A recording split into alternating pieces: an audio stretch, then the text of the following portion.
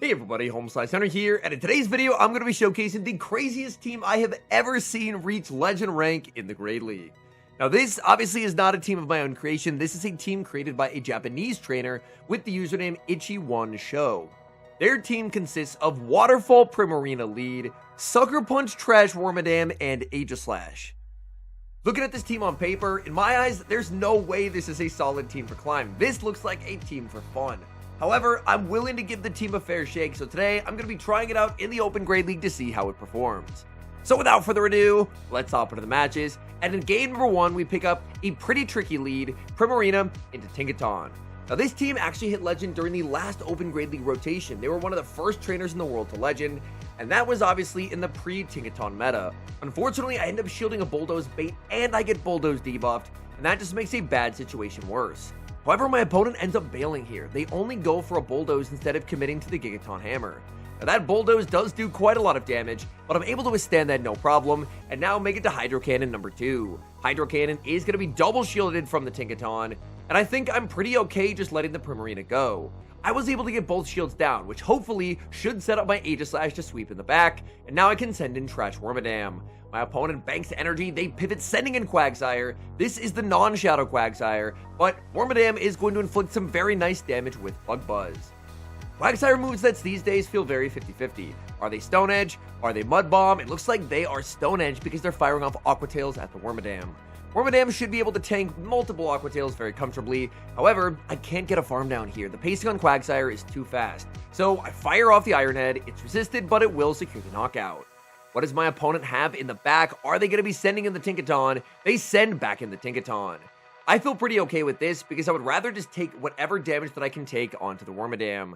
Bulldoze is going to connect. Wormadam hangs on. I make it to the Iron Head, but my opponent makes a catch onto Furret. This is honestly best case scenario for me, because now with the Iron Head chip, they are firmly in Gyro Ball range. So I can send in Aegislash, and there is nothing scarier than seeing an endgame Aegislash when you have no Protect Shields left to hide behind. Furret goes to the Trailblaze, ramping up its damage, but at this point, Aegislash is just simply unstoppable. Aegislash doesn't have to shield a thing. Trailblaze after Trailblaze, it's not gonna matter. I build up to the back-to-back Gyro Balls, and this is a Game 1 win. Aegislash gonna form change into Blade form, making its attacks that monstrous, picking up the one-hit knockout out of Furret, and back in comes the Tinkaton. Tinkaton had already lost so much of its HP, Gyro Ball is massive overkill, and that's a good game. Hopping into game number 2, we pick up what should be a pretty solid lead Primarina into Carbink. Carbink stays in for quite a while, they save switch into Ludicolo, and I don't have an amazing response to a Ludicolo save switch, so I'm just gonna send in the Trash Wormadam. Trash Wormadam is the closest thing this team has to a Ludicolo answer. At the very least, they're only hitting for neutral, and I can threaten massive super effective damage with Bug Buzz. However, if my opponent invests just one shield, this matchup will get pretty tricky. The good news for me is I actually get quite lucky here. I get the Bug Buzz debuff. That is a very low chance of occurring, and now my opponent's taking a lot more damage. They send back in the Carbink, but I'm unable to get farmed down before I make the Iron Head. Iron Head, double super effective damage, and now I just send in the Aegislash. This is the dream scenario for Aegislash. Carbink can't ever do any damage to Aegislash, and I can just farm up to 100 energy, and then exit in Blade form with a loaded Shadow Ball. And either Shadow Ball or Gyro Ball, something's going to be doing massive damage onto whatever my opponent has in the back. So I farm up to the back-to-back, fire off the Gyro Ball, form change into the Blade form, and Gyro Ball is going to secure the knockout. In comes Ludicolo. Ludicolo ends up throwing on alignment, so I do get a Psycho Cut sneak. I put up the shield, switching me back into the shield form, and now I'll farm up and then go for the Shadow Ball. Shadow Ball will easily delete Ludicolo. Is my opponent really willing to burn the final shield here? Aegislash changes back into the Blade form, firing off the Shadow Ball. That takes the knockout. In the back is a Mud Slap Shadow Torterra. And trainer, this Pokemon has been nerfed. It is not what it once was. They shield up the Shadow Ball, but the damage is already done. I can just send in Primarina. Primarina winning charge attack priority over the Torterra. Hydro Cannon barely misses the knockout, but I still have his shield to hide behind, so we're going to be able to take the win. Torterra goes for the Sand Tomb. That's not going to do anything. We get the farm down and get the 3-ball flex. We pick up what I assume is a pretty negative lead in the next match, Primarina into Shadow Quagsire. Shadow Mud Bomb is going to inflict massive damage onto Primarina, but I should be able to survive one. My opponent ends up baiting with an Aqua Tail to my surprise. That is honestly perfect. I guess maybe they have Stone Edge, and that's the reason why they went for the Aqua Tail bait. Stone Edge would have shredded the Primarina. Primarina was probably the Pokemon on this team that I ended up liking the least, I would say, just because it is incredibly frail.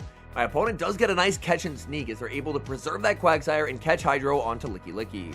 I'm going to farm up. My opponent should throw the Body Slam right before I make the Hydro Cannon, and that allows me to go for a catch onto the Wormadam.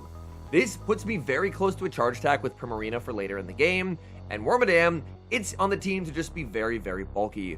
Wormadam hit with the Shadow Ball, that's not going to be a problem whatsoever. I'm going to look to try and overfarm as much as I can. My opponent switches into the Quagsire, potentially trying to snipe, but instead they just end up catching an Iron Head.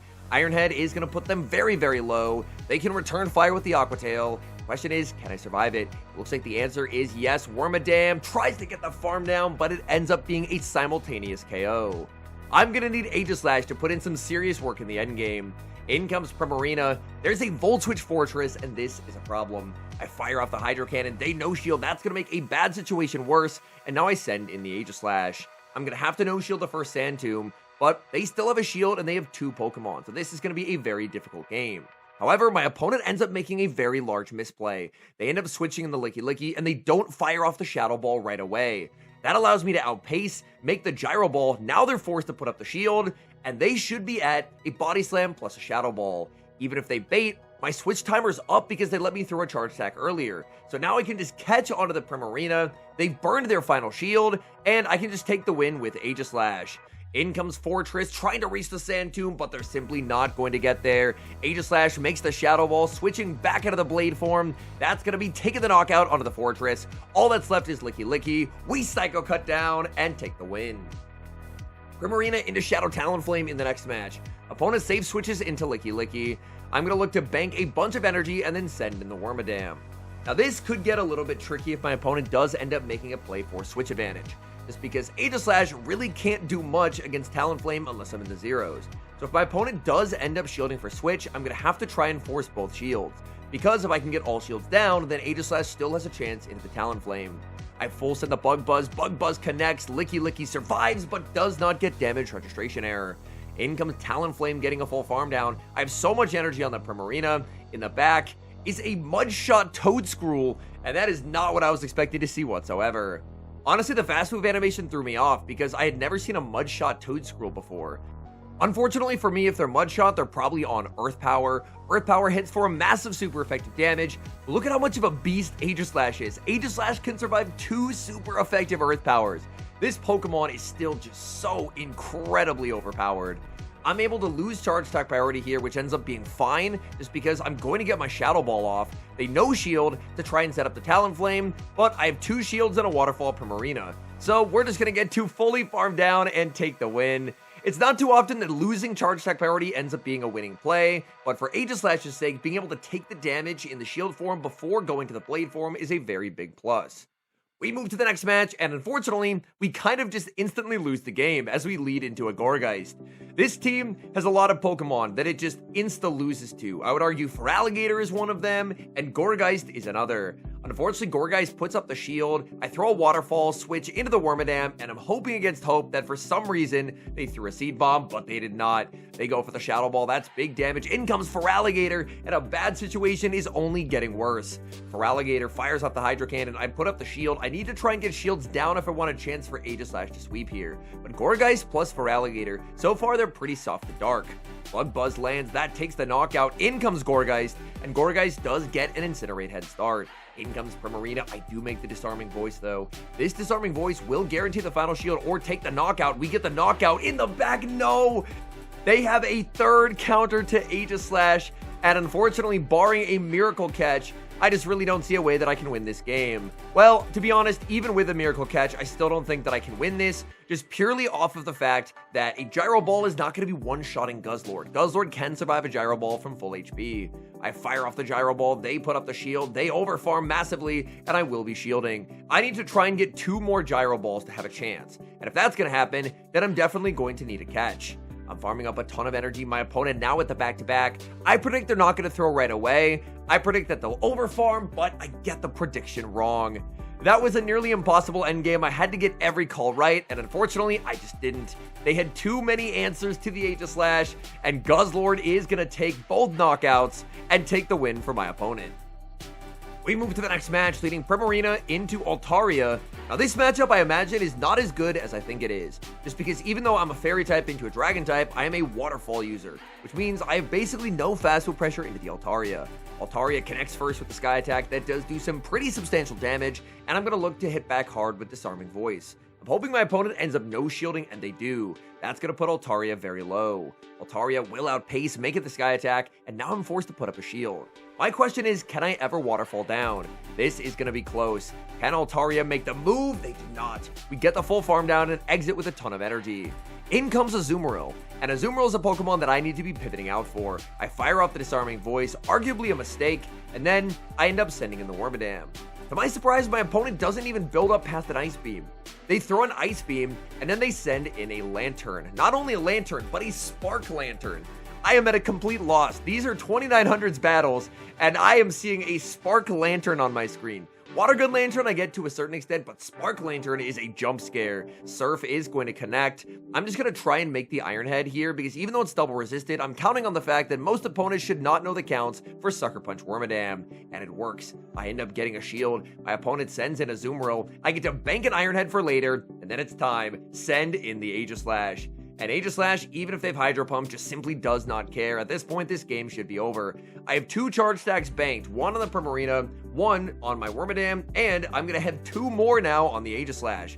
My opponent keeps throwing Ice Beams at things. I'm not really sure why they keep throwing Ice Beams at Steel types. Play Rough is definitely better, or obviously if they have Hydro Pump, they should do that. Maybe at this point, they've just conceded that there's no win con because there are 4 charge moves banked. I fire off the Shadow Ball, that takes the knockout, and in comes the Lantern. Lantern going to be hit with the Shadow Ball. They're forced to put up the shield.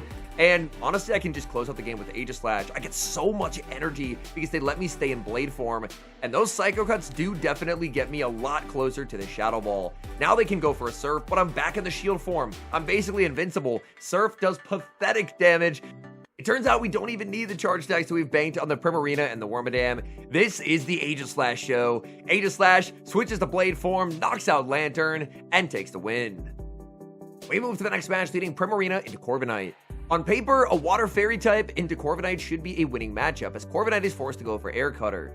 But this is where Primarina's absolute lack of stat product will probably betray it a little bit, because even though Air Cutter is a pretty mediocre move, Air Cutter is still going to hit very hard onto Primarina. Primarina's already lost a ton of HP from sand attacks. The Air Cutter does huge damage, and it looks like against all odds that I actually lose the zeros here. I think I'm going to get sand attack down after the Air Cutter lands. So I send in Wormadam. It's a simultaneous switch. Wormadam into Feraligatr. Now, Feraligatr is another one of these Pokemon that seems very, very difficult to beat with this team. Now, Feraligatr wasn't as popular when this team hit Legend. Feraligatr has grown massively in popularity because it cores incredibly well with Tinkaton. Unfortunately, Feraligatr kind of has me fighting for my life in this match, as the Feraligatr is still very, very healthy. Hydro Cannon, I'm forced to put up the shield. I go for the Hail Mary Bug Buzz, hoping my opponent tries to call an Iron Head. And it pays off. The Bug Buzz lands, taking the knockout. In the back is Charjabug, and this does look like a pretty solid position. Charjabug farms up to the back-to-back. I'm more than happy to absorb as much energy as possible on the Aegislash and continue to farm. My opponent farms up even more. They send in Corviknight, and this is where things could get a little bit tricky.